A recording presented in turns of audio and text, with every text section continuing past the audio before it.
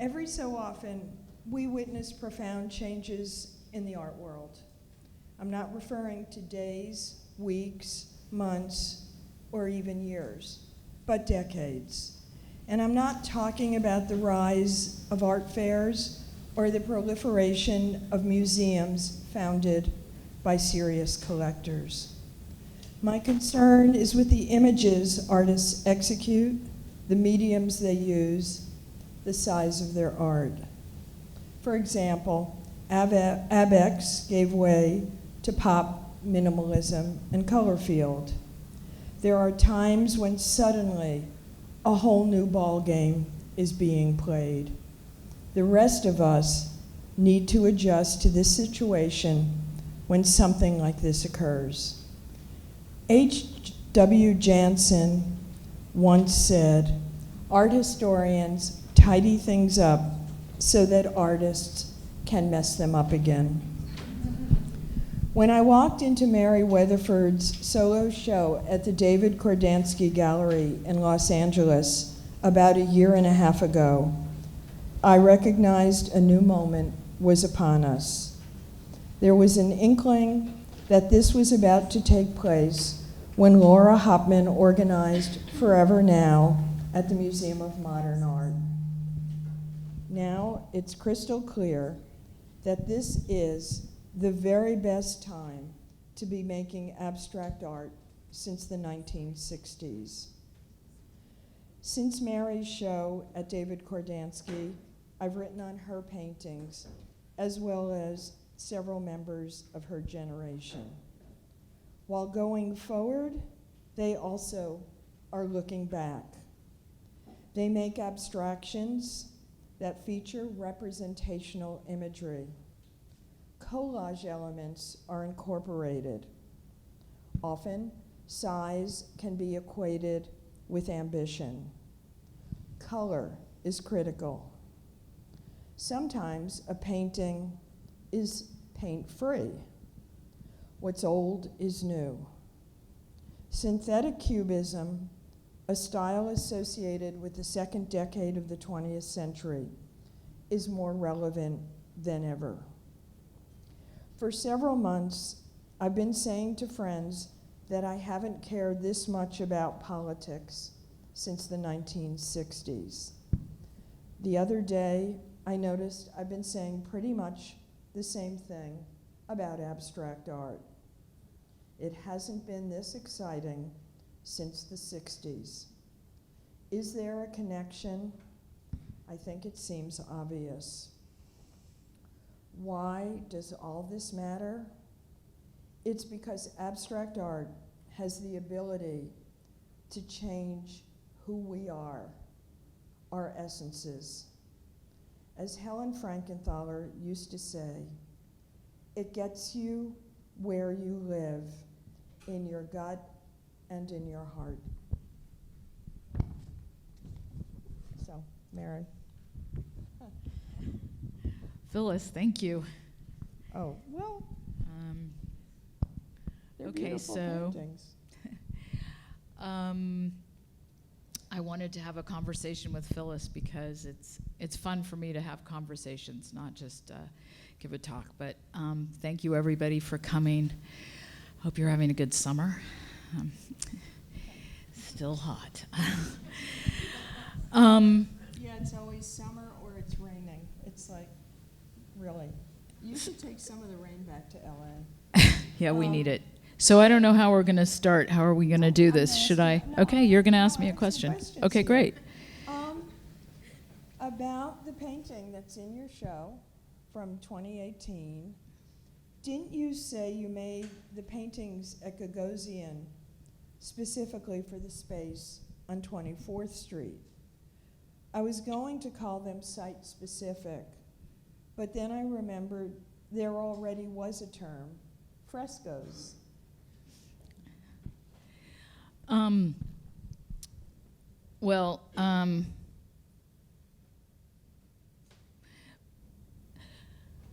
don't know where to start because it's not a normal talk. So this picture is called 2018, and this is in the Gagosian show. And site-specific as in the size, I'm not sure it was. I don't think it's certainly the size. I worked with a model, and I worked hard to make. Well, what I did was I shifted the space a bit. So the first room that you walk into is its normal size, but I cut off the doorway to walk into the big room. And then the big room, I added a wall. So it's so the ceiling height is the same all the way around. So there's, but then when you mention fresco, of course, I have I studied art history at Princeton, and I took Renaissance architecture, and I have in my knowledge base, my brain, the images of the frescoes in those Renaissance dining rooms where you get to sit and eat and think that you're outside even though you're inside. And I've been thinking about fresco for a long time because the way that the ground is prepared for the paintings, it has marble dust and chalk in it. So I've been trying to get almost a bit of a fresco type surface for a long time so that I just have the right amount so the paint sinks in just enough so it's just a bit like a fresco, but if it sinks in too much, it goes dull. So, but if I don't have enough marble dust in it, the paint sits on the top and kind of skates around. So I need it to be absorbed. About this specific painting 2018 that we have on the screen, it's green. Should we be equating green with landscape?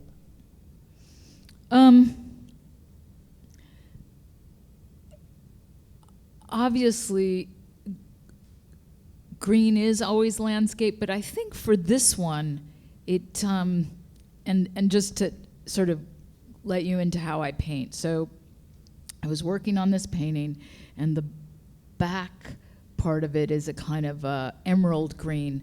I was working, and I was very agitated that week. My paintings take, I don't know, maybe 4 to 6 hours to paint the first layer, and sometimes it just stays that way. But this one, I was very agitated because it was the week of the alleged gas attacks by Assad, and then our response ordered by the president. And I was just so agitated and so angry. I was working on this painting, and it was getting muddier and muddier and muddier. And then I thought, the image of the Goya, of the 4 floating evil figures, popped into my head, and I was so angry I just painted these 4 figures marching. So they're sort of gleefully evil. There's 1, 2, 3, and then the one on the right is turned towards them, giving them orders. And just as I remembered the Goya, then I remembered the paintings of the Klan by I told you that everything was going to fly out of my head. Guston. So that's this painting. And then it has the brightest light in the show, this sort of horrible 6500 white light that shoots through it. And so this green it has like army green, so it turned into a night camouflage painting, which then refers to a lot of other things too. Okay. This painting's called Gloria, Gloria. In capital letters. In capital letters, that's the picture. So you just described how it took you a while to make 2018. At a certain point, I thought you made one-shot paintings, that you did it all at once. No, that 2018 green painting is all at once. That's one day. Okay. Yeah. Isn't that hard to make such a large painting in one day? No. It's fun. Okay. It's just a kind of, what's hard is starting. So I procrastinate because it's really quite scary. I mix the colors for a couple of days, and then sometimes it gets to be about 3 in the afternoon, and finally I say, either you got to go home or you got to start. So sometimes I don't start till 3, so I don't end till midnight or 1 or something. Okay. No TV for you that night. No. I never start a painting in the morning. That's preposterous. I understand. Now, isn't it unusual to have a title in capital letters? And as it is, it's such a curious title. I'm singing a pop song to myself, yet I know Gloria has religious connotations. Right, that's what I liked about it. The Patti Smith rendition of the Van Morrison, GLORI A, that kind of adamant GLORI A, and then that gets married to, I grew up, my father's an Episcopal priest, and so I grew up trying to learn how to sing that Christmas carol in the choir, right? And there's a moment where you can go up, and I learned harmonies. I'm not going to sing it now, but everyone knows that song. And then there may be a couple of those. There's the one at Christmas, and there's the other one. But then just that word glory, it gets like political very quickly. So the show is incredibly political and goes from the deeply gleefully evil in the other painting to this, which is just incredibly ecstatic, sexual, feminine picture. So it's like every Assumption of the Virgin painting that you've ever seen, where she goes up into the clouds. But and also kind of psychedelic too. Like there's almost a giant peace sign there, or like a Volkswagen Bug insignia and that big like circle there. Yeah. Cool. You want to change? So this is going back to 1990. This Yeah. was my show at Diane Brown Gallery. We thought it would be easier if you saw these paintings when you came in. But this, in a way, is where Mary started, where the paintings that she first showed. Let me take you back to Princeton first before we go forward. Did you expect when you enrolled at Princeton, even though Frank Stella and Walter Darby Bannard are alumnus, did you expect to be an artist attending Princeton? No. I went there to get serious. I had been making craft items for my life, and I thought, I did very well in school, and I tried to just apply. I wanted to get out of California, really get out of California. I wanted to go really far away, and so I applied to schools on the East Coast. I'd never been to the East Coast, never seen the East Coast. I looked it up in little paper catalogs, and I picked them. I applied to the most famous ones. I didn't know any other one, I just knew these famous names. And I applied, and I didn't know what I was going to do. I thought, in the beginning, I thought maybe I would study architecture. And I started working in the architecture department, and I worked for about a year and a half, and then I took a painting class from Jerry Buchanan, and then it was all over. I had to be a painter. Cool. That was it. And I think you told me that you were an assistant to Sam Hunter. Yeah, Sam Hunter, well, actually, Tom Crow. I think he's in the front row here. He ruined art history for me because he taught this incredible class called Rococo to Revolution. And I think, that was the name of the class? Yeah. So I still have those textbooks, and the way he taught the class was like very, like looking at the political situation. So I thought this was how all art history classes were taught. So the next class I went to said, notice the brush strokes, and I dropped out. So I thought, this is the way I'm going to look at art history the rest of my life. And but I took Sam Hunter's seminar, and then I became his research assistant, and I researched Soutine for him, and that was great. So I wrote a bunch up on Soutine, and yeah.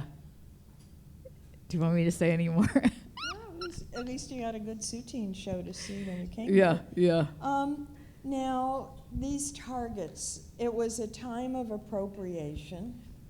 I don't think you meant to acknowledge Ken Nolan with these. And let's mention that they're called Nagasaki. Well, so there's some content there. There's oh yeah, there was the first show I did in New York City was based on the opera Madame Butterfly, and I had started making these. I just call them targets because it's kind of an easy word to say, but they, in my mind, I was interested in time, and they were circular timelines. It was you know, as a young person, 22 years old, you're thinking very deep thoughts. And I was thinking about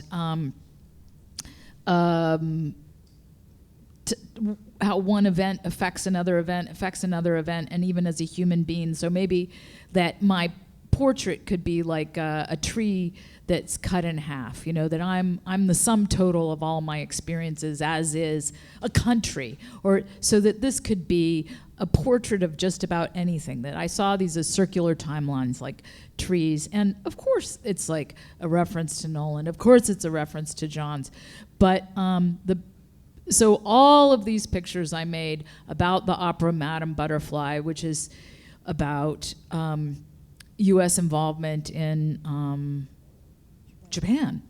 And so those two big pictures were called Nagasaki, there's the installation. But then these circular timelines would be portraits of, they could be a portrait of a person, they could be a portrait of a place, like I use them in different ways. So that's Madame Butterfly on the left, it's a 5-foot target, and then that's the installation at Diane Brown Gallery on the right. And I mean, Madame Butterfly also, it seems, I recall reading last year, you had like a feminist theme there. Was that kind of naive? Well, no, it wasn't naive at all. I was looking at archetypal female characters. I was interested in stories about women, and so the easiest place to go to, I mean, besides classical myth, of course, even this show right now, I have a painting called Athena. Now, Athena, you know, of course, springs fully formed from Zeus's head. So, you know, in a way, I'm talking about myself. To some extent, like, did I just appear here? No, I've been doing all these other paintings all along the way. So you can look at classical myth, but then the next thing to look at is opera. And so there are archetypal characters that show up in various operas, and Madame Butterfly is a favorite one to use and reuse. So not only is it about the relationship between the United States and Japan, but also men and women. And it was a true story that was written up, or it was a story that was written up in a Philadelphia Gazette that was adapted by somebody else, and then Verity saw it and made it in, or Puccini, sorry, and adapted it into the opera. But I was interested in that it was originally a news article that showed up in Philadelphia. We have a live puppet now in New York. No. Oh, still? Leave Diane Brown up. Okay. Didn't you work for Diane Brown? I worked for Diane for about three years, maybe. What's it like knowing you're going to be you're a painter and you're working in an art gallery? Well, I kept it a secret. You did? Yeah, I told completely 100%, never said anything. I was very good at not saying anything about anything back then. So one day, this is I'll just tell it because it's a beautiful story. I was sitting at a dinner party, and Marcia Tucker leaned over to me and said, "What do you do?" And I said, "Oh, I work here at the gallery." And she said, she was so great, she goes, "What do you really do?" And I said, I'm an artist. And she said, "I want to come to your studio." And nobody knew I was making art. Nobody knew I was painting. And so I said, okay. And this was, nobody had come over anything. And I had this studio on Nassau Street, just over the Manhattan Bridge. And Marcia Tucker came over and looked at all of my work and said, keep working, keep working. And it was such a great boon. She was a marvelous encouragement. And then didn't you get reinforcement from a review that Roberta Smith wrote at that time? Well, this show, it was odd because I had the paintings leaning up against the wall, and it was January of 1990. And I think she was walking around in Soho, and I think she just walked into the gallery and saw them leaning against the wall. And I was naive that somebody, I think the gallery said, "Oh, would you come down here because the New York Times wants to take a picture of you?" So I said, okay. So I went down, very naive, got my picture taken. And I didn't think anything of it. And back then, you had to get the newspaper. And I was at my boyfriend's house, and the gallery called and said, "Did you get the paper?" I said, "No." And he ran out and got about 3 or 4 copies and ran back in with them. And it was a picture of me with these paintings in January of 1990. So this incredible article happened for my first show, and it really helped me to keep painting during times that I didn't have exhibitions, and people would come to the studio and say, "It looks like you're in transition."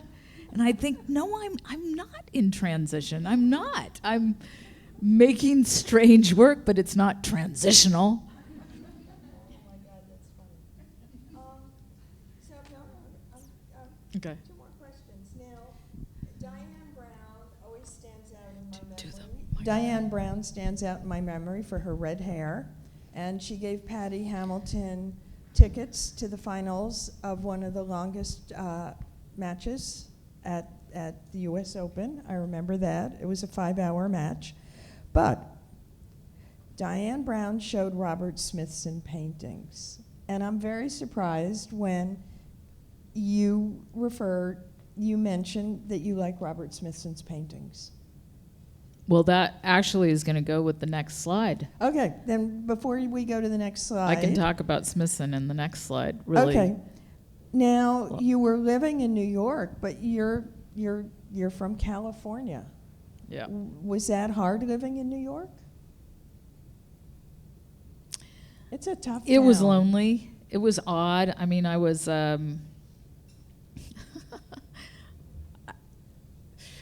when I moved here, none of my friends from school moved here. Everybody went off to graduate school or backpacking across Europe. And I mean, not to sort of play the violin here. What happened was I wanted to be in New York, and I had heard of this thing called the Whitney program, and I heard that everybody got to go to, seriously, that they got to go to really good parties. And I thought, well, and also I knew it wasn't really graduate school, and you didn't get any grades, and people I knew from Princeton had gone before me into the museum studies section. And I wanted to be an artist, but I knew that I would not be accepted because my work wasn't, let's say, it didn't look political. So I made 2 applications, and I made an application to the Museum Studies program, and I sent in an essay about von Sternberg, a lost von Sternberg film, and then I made another application to the studio program and sent in pictures of my work. And I got people to write letters for the 2 different things, and then I sent them in, and I was summarily rejected from the studio program. And I was accepted in the museum studies program. So then started my career of keeping that I was an artist secret at the Whitney program. Oh my gosh. Were the parties good?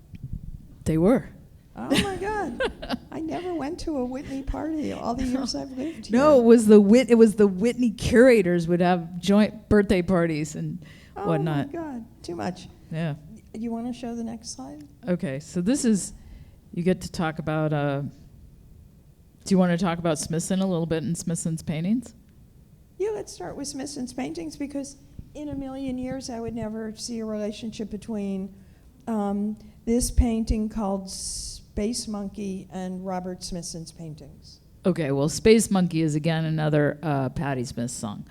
But this is like a sideways Smithson painting. I mean, everything is just kind of rattling around up here, and it kind of, so the Smithson paintings from, say, 59 that he showed in Rome are really about what is above ground and what is below ground. So there'd be a painting, say, called Vile Flower. So Diane Brown had met this man who had essentially a garage full of paintings of Smithson's from 1959 that he had purchased because he gave Smithson a show in Rome. And a lot of these paintings had titles from Dante. So, but the themes of above and below that run through his sculpture were already there in the paintings. So there'd be a flower, and then you'd see the root system underneath the earth. And so the painting of what is above and below, I've been doing that for a long time. All these dualities, day and night, even the two targets. There's a target and then a kind of after effect. And this one was really more about seeing the Gulf of the Sea of Cortez from the air. But it is kind of a sideways Smithson paintings with the buried stars. I mean, Smithson's all about kind of making things backwards, like the upside down tree. But that's what Dante's in hell, like going down into the realms of hell. That's Dante. Okay, so now we have Absorbent up here, and obviously collage. You're interested in collage. Were these both made, do these relate to Pismo Beach? This picture was made, I had a studio in Los Angeles, and this painting was made for my show at Debs & Co. in 2000. And this is related to the first picture, 2018, because there's a figure in this painting, which is this shrouded figure. And this weeping figure, or this shrouded figure, shows up in my work. It's kind of a mythical figure, a mourning figure.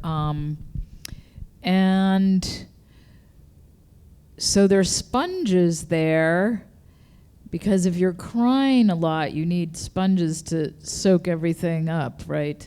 So it's a painting of mourning.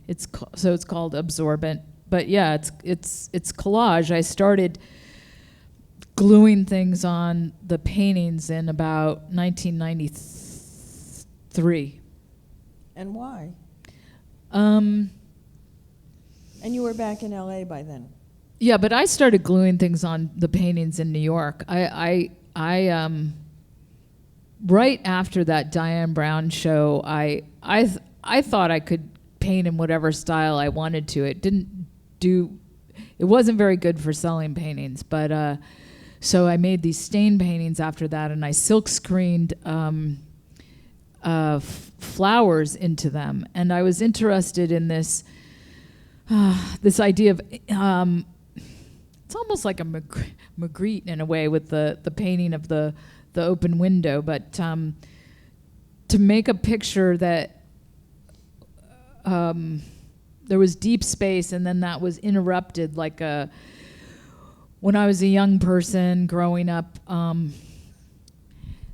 some company must have manufactured stickers to go on sliding glass windows, because it was before they would shatter into tiny pieces, and people would walk through these windows and kill themselves walking through the windows. So we could put stickers on the windows. So I thought I wanted to start interrupting the surface of the painting, so that something was on the painting that would come into your reality.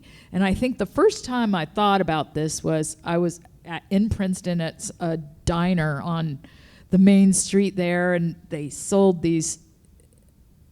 It was the first time I'd even eaten. In San Diego, we didn't have those things that fold over and there's cheese inside them. And no, really, we didn't. There are certain things that you didn't have in San Diego that you get to the East Coast and they're very common. That folded over Italian thing. So Calzone. Yes, calzone. So I was sitting there eating a calzone, and on the wall was a seascape. And as the seascape got closer to me, it became more real. There were seashells glued in the front of the seascape. And I think I just ate my calzone and thought, the closer it gets to me, the more real it is. And so fast forward 35 years to this show at Gagosian, the closer it gets to you, the more real it is. It's like in your space. That's where it came from, sort of. I mean, it's like a funny way of saying it, but it's dealing with this. Well, I mean, when I thought about Picasso's still life with chair caning and God, it's not. What do you call that tablecloth? The fake chair caning. I mean, it's kind of amazing how critical this collage still is. It's never been used up. The lessons of it. I just was at the New Museum looking at Sarah Lucas's collages from I think about '92, and I remember seeing those and just. God, I love them so much, and I still do. Those ones that are made, I don't know if they're collaged, actually. I think they're originally collaged and then photocopied and made big, like those great Romar Beardens. I'm not pronouncing his name properly, but the small ones are actually collaged, and then they're photocopied or something and made big. But that abrupt shift in reality that collage causes, like a good poem creates that kind of crack in my brain, like a shifting. Exactly. You want to show seawall? Okay. This picture is called Seawall. Seawall. Oh, and those are all shells. Yeah, they're snail shells that I picked up in Maine. Some shells that I used were from the seashells shop, and some were things that I collected. Well, this one and the next one intrigued me so much because there's so many small parts, and now your art is just so generous. Okay, so should I show the next one then? If you want. We zoom ahead. This is Seawall is 2000, and this is called Brooklyn, and it's 2008. But even though they don't look similar, the theme of what you can see is very similar. So Seawall, I've been interested in something that blocks the viewer's vision. So a wall. So if I'm looking at a wall, then I think what's on the other side of the wall, like to make a painting of something that's in the way of the painting, essentially. Like, get that wall out of the way so I can see what's going on. So here it is installed.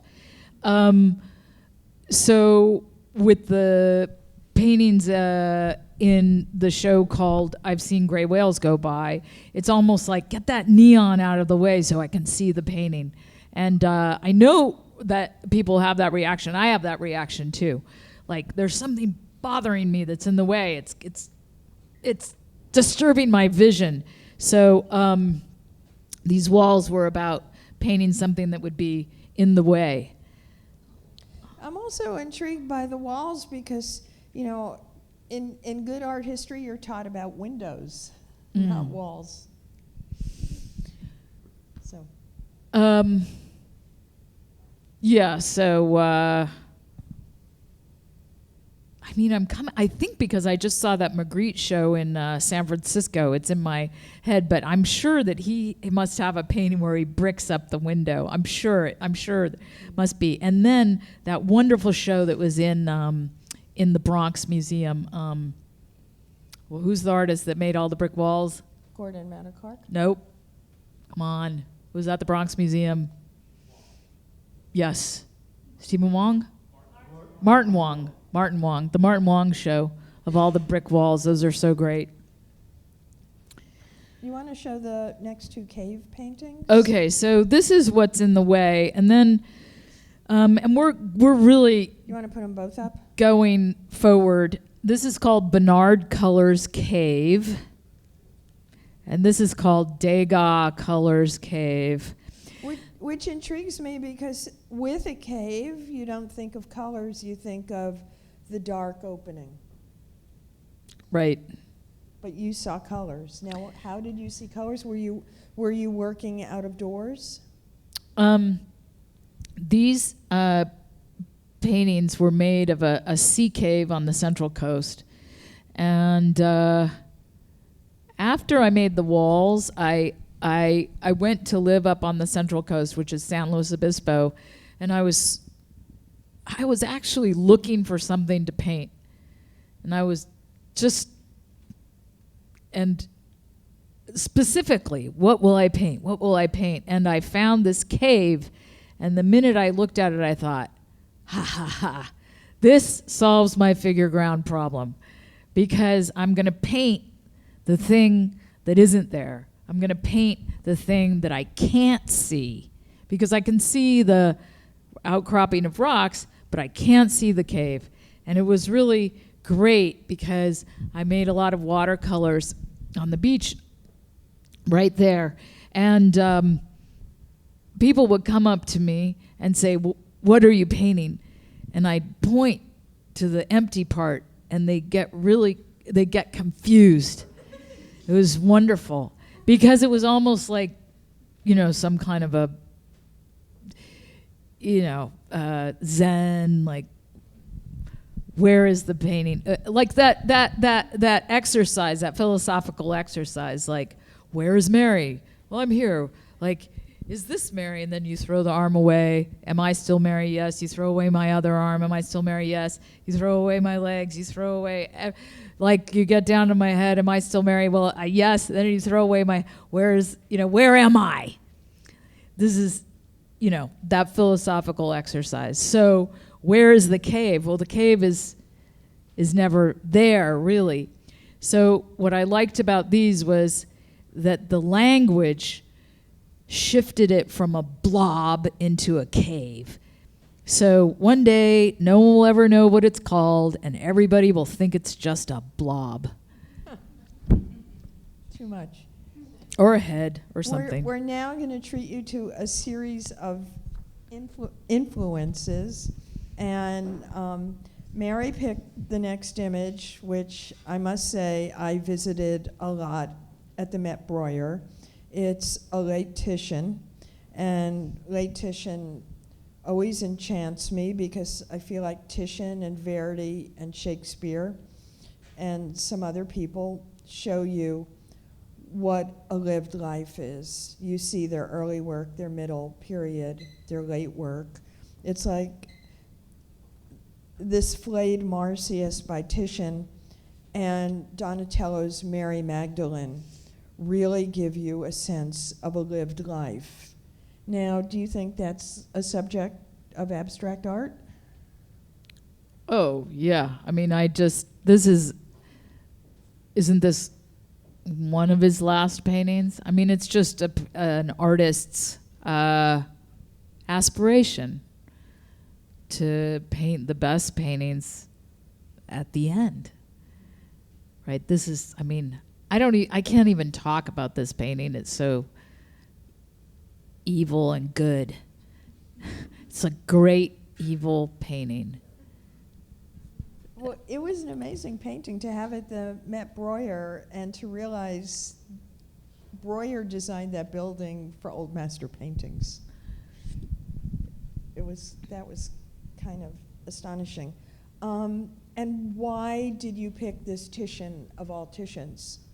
Well, it has that central, I mean, when I think about the cave paintings and it's got the, I mean, like all the energy is going towards Marseilles. And then the flame is almost like this sort of, it's almost like he's painting him with a paintbrush. I think it's about painting. Like, that doesn't look like he's cutting him. It looks like he's painting him. And then the blood on the ground that's getting lapped up by the little dog is like paint spilled on the ground. Like, I think it's about painting in some ways. I mean, to me, it must be. But it's just the centrifugal force of it. Or do I have it centripetal? Well, the force is kind of going inwards, which I think about for the cave paintings and even the lights, like sucking force in. It's just one of my favorite paintings. I think about it a lot, and I think one day I'm going to do an entire show based on this painting. So that's cool. The secret. That'd be cool. Then this is, can I show my other favorite painting? Yeah. No, okay. Yeah. This I have printed out as a poster. It's in the collection of the Norton Simon Museum, and it's on my bathroom door. And it's Titus, and it's Rembrandt's son. And so just sometimes when I pass by, I go, oh, hello, Titus. And I really like, it's just so incredibly delightful. And the light on his face and the light reflecting on the hat and everything. It's just this, it's about the light and the pink cheeks and the color. We just talked about Rembrandt, and you asked me to put in one that I liked, and this is it, Titus. Oh, yeah. Absolutely. And the next one?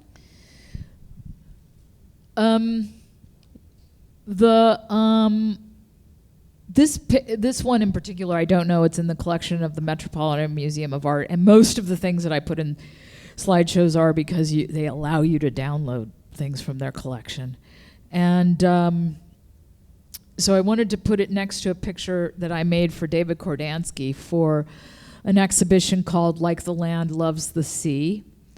And I just want, can I tell you, like, that's the language part, like the cave paintings, if you call them the cave, then they become the cave. It's the language, the calligraphic, when I thought up the name for the David Kordansky show, Like the Land Loves the Sea, I thought, I'm sure that's something, it must be a country western song. I'm sure that's something. And I Googled it, and okay, I didn't believe this. You're not going to believe me. I have a screenshot of this. I put it in quotes, like the land loves the sea. And in the entire world of the internet, there were zero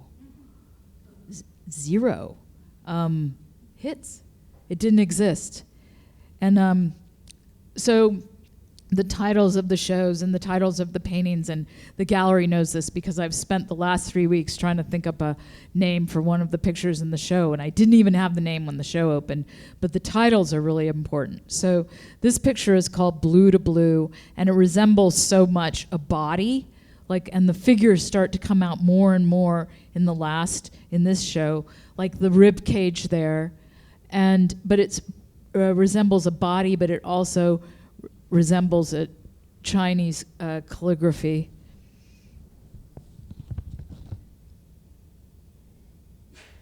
The Rubens? Okay. No, okay, more. So Rubens. So the show, I've seen gray whales go by. Baroque painting, I'm very inspired. Like the movement in that show, like Gloria, we're going to see a picture called A Train. And maybe I should have picked a Rubens that was more horizontal to show you, but the movement in Baroque painting. And then, of course, this kind of movement, the movement across in that wonderful, in the L'Orangerie in Paris, the Monets that go all the way around me. I mean, I have a very emotional attachment to these different paintings that are sort of in the world. This is a Georgia O'Keeffe painting. It's in the collection of the Whitney, and Georgia O'Keeffe shows up in the show that's on 24th Street now. There's a painting called Double Horsehead, and these things when I'm painting, they start to they come up when I'm painting, and I recognize them, and then it keeps me from obliterating them. This is an Ivar Haas sculpture, about 1970, 69, but I think that leaving the cords draped on the paintings, of course, I had no other choice.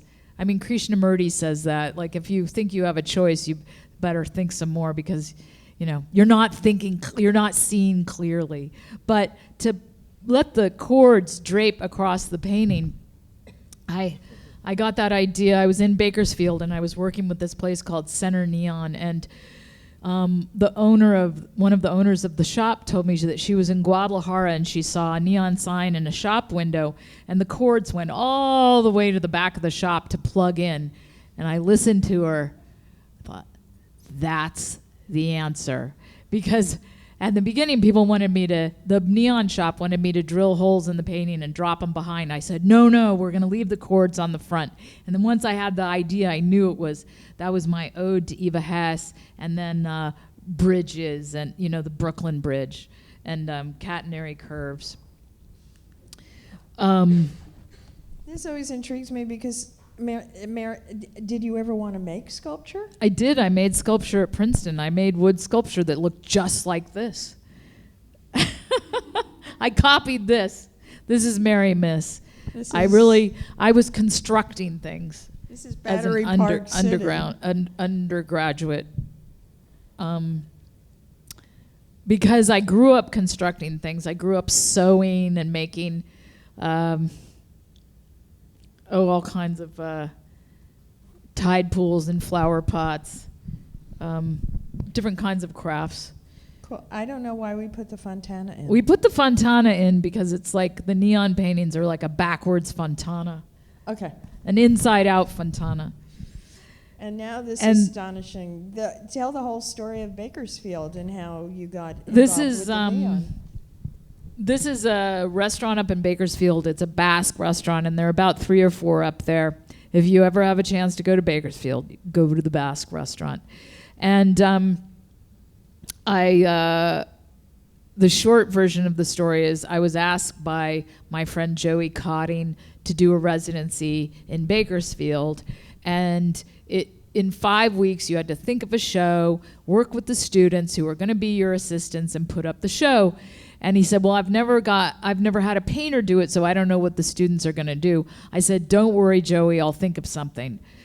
So I went up to Bakersfield, and I was driving around, and if you've never been to the Central Valley of California, when the sun sets, it's a very odd feeling because the sun goes down behind a mountain ridge, but then you're in a bowl of mountains. You're in the Central Valley, Grapes of Wrath and all of this, and the sky turns an incredible color. And Bakersfield has a lot of old neon. And so I was driving around Bakersfield, and I'd been making the cave paintings, and I didn't want to make sea caves for Bakersfield. I wanted to make paintings for the people of Bakersfield. And I had this idea. I'll make atmospheres, and it just came to me, I'll put in these kind of remnants of lights, so it would be just like driving around and seeing signs go by and not really reading them. So I made a series of paintings named after different streets in Bakersfield. This is called Truxton. And then I thought, because I'd always wanted to make like how that's what the brick walls were about, was how there was too much nature and not enough culture, and how would I bring in sort of signs of life, like what was the smallest sign of culture, architecture. The smallest sign of that would be a brick. But then I decided, well, this electric light was like people. But I should let you talk a little bit, because I'm like boring. So this is called Coney Island. No, we're Two. here to hear you, not me. This is But Coney Island intrigues me because this is was riding not on a Bakersfield. No, it just dawned on me, my God, I can make paintings about New York. Who doesn't want to make a painting about New York? Like, it's the holy grail, of modernism, really. It's like, of course it starts in Paris, but then like all of the photographs of New York and the paintings of New York, and so I got to make my New York painting. So this is about riding the Ferris wheel on Coney Island. And this was, the one on the right was in Forever Now. That was in the Forever Now show. And then this is called Mermaid Avenue. So another Coney Island painting. So Coney Island paintings, it's like an artist's dream. But is Mermaid Avenue an actual avenue, or is that where the Mermaid Parade is? Mermaid Avenue is in Coney Island, where the Mermaid Parade is. Oh. Yeah.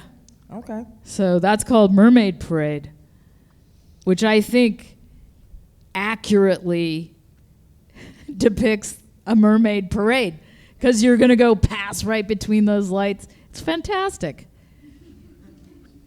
And I really like that painting. This one's called Palm Reader. This is another Coney Island painting. these were all in a show in New York, right? These were never shown, the Coney Island paintings. Maybe that Palm Reader was shown in an art fair. Oh, yes. Mermaid Parade was in a show that was an ode to Maura Dreyer at 11 Rivington.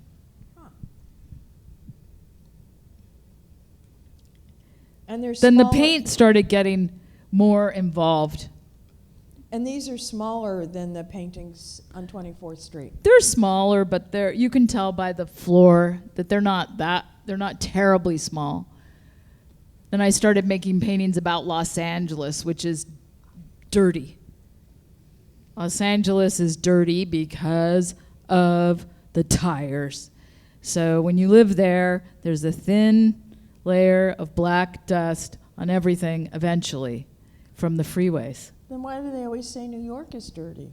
I don't know. Okay, now the vertical neon. Is that supposed to? I just wanted to show you because you said that my paintings weren't a collection of tiny things anymore, but they're tiny, tiny dots. Now, while this is up, you want to talk about the Belgian linen that you had to find? A long time ago, I found some linen at New York Central, which is no longer, and it was called W. I don't know if everybody remembers, but they had different letters. There was F, there was W, there was T. Anyway, W was this super thick, heavy linen. And when I saw it, I thought, I barely have to do anything to this to make it into a painting. It's so beautiful just how it is. And I knew that from sewing, because I grew up sewing. So I started experimenting with it, and the great thing about it was that if you brush some paint across it, it had all kinds of hills and valleys, so the paint just, if it was watered down, automatically made little dots. So it was like a photograph. Like if you look closely at a black and white photograph, get a magnifying glass, it goes into tiny dots. And I think that's why the human eye just loves these tiny dots. Everybody loves a mosaic, these little, Chris O'Feely knows that, the little dots. And it's just a kind of pleasure thing for the eye. And so I thought, I'm going to if I paint on this linen, the roughness of the linen, which you could do with jute, but you can't make a big painting out of jute. If you try it, it doesn't work because the jute starts to sag. And but the linen is is has enough give to it that'll stay straight. But I kind of lost my train of thought here. Oh, but the brush stroke would get swallowed up by these itty bitty dots.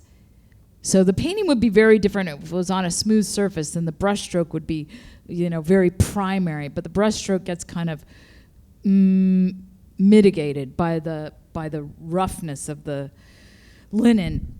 Anyway, because of the credit default swap thing, the mill in Belgium went out of business in 2008. It went out of business around probably 2009, and a lot of businesses that supplied sort of the arts went out of business, that are lost forever, gone. This was a company that supplied backdrops for operas, and they had looms that were made of wood. And the owner told me, almost with tears in his eyes, that he couldn't even give these looms away, that he had to throw them away. So it was a long process of seeking this owner of this mill that was defunct and meeting him in Antwerp and sitting down and talking about linen for 3 or 4 hours. And he gave me the secret recipe. And I said, well, I found somebody to make it in Belgium. He said, well, I don't think it's not going to be the same, Mary. I said, well, why? And he said, I slowed down the looms. Because the looms are these giant things made by Mercedes-Benz. They go very fast, whoosh, very loud. And so the linen I have is good, but it's not as good as the original linen. So I have it woven for me at this place in Belgium. There.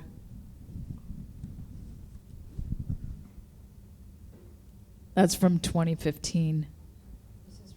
This is the from Red Hook Korten. show. Oh, the Red Hook show. And the Red Hook show was about different times of the day, different years. How do you have abstract art and create a period of create a sense of different times? I think it's like, I've never played golf, but I can only imagine, right, that you say, I'm going to put this little ball all the way over there in this perfect place. So say if you're making a painting and I say to myself, this painting will be, this picture is called Past Sunset. So in the Red Hook show, it was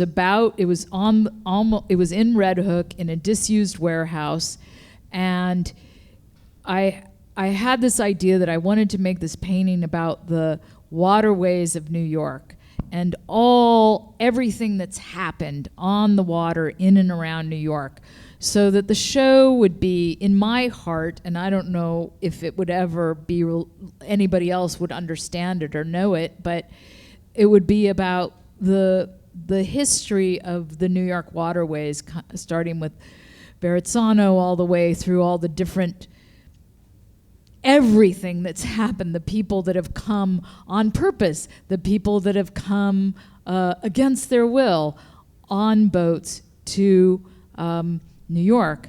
And so the show was a timeline back to the themes of timelines that were in the Target paintings.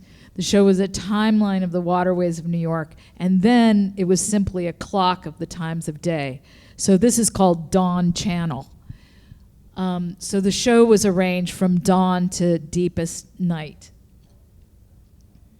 There you go. Okay. And now we have Eden coming up.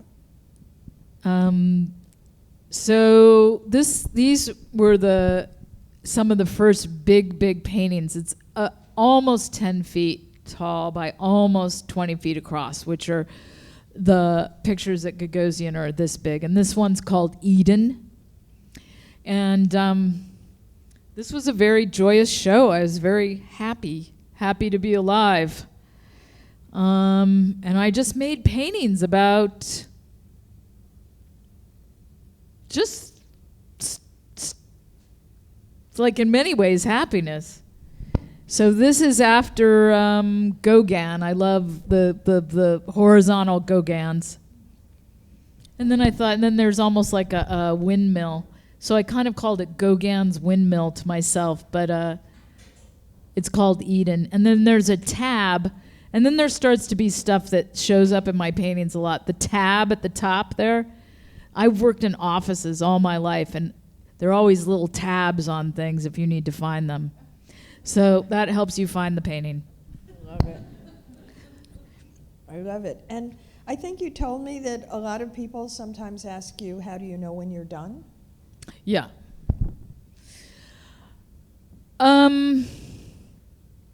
Let's see. Okay, well, I could even walk you through the, well, this is interesting. This painting was a horror. This painting gave me a lot of trouble. And when I left, I was really disgusted, and I left, threw down sponges, and just thought, well, better luck next time. And then I paint horizontally on the floor, and I walk on these things. And so the artists that work for me in my studio, actually Timo Fehler's here. He's one of the great artists that works for me. And they like come and stretch it up for me because I've gotten too old. But anyway, and I came in and I saw it on the wall, and I couldn't believe it. It really took my breath away.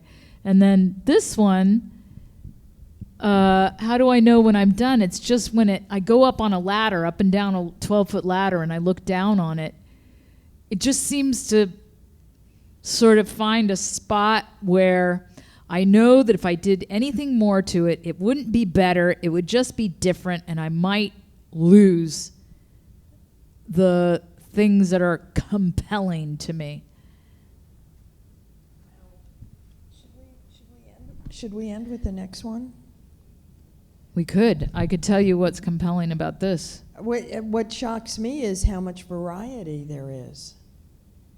In the different paintings? Yeah.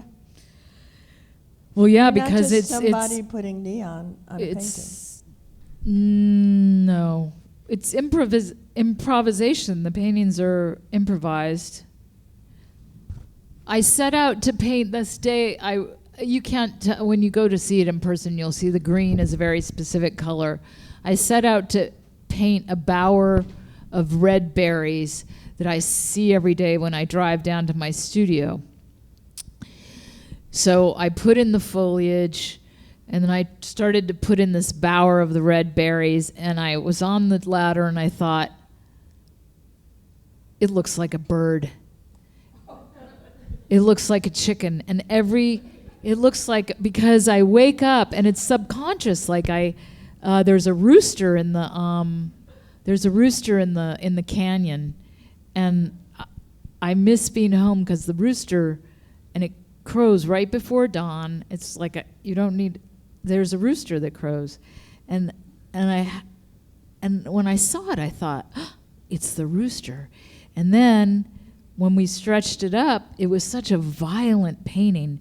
And of course, all of these works were painted during this political situation. And I thought about the old poem, Who Killed Cock Robin? Who killed Cock Robin? I, said the sparrow, with my little bow and arrow. And then there's many creatures that come forward to volunteer to put Cock Robin in the ground.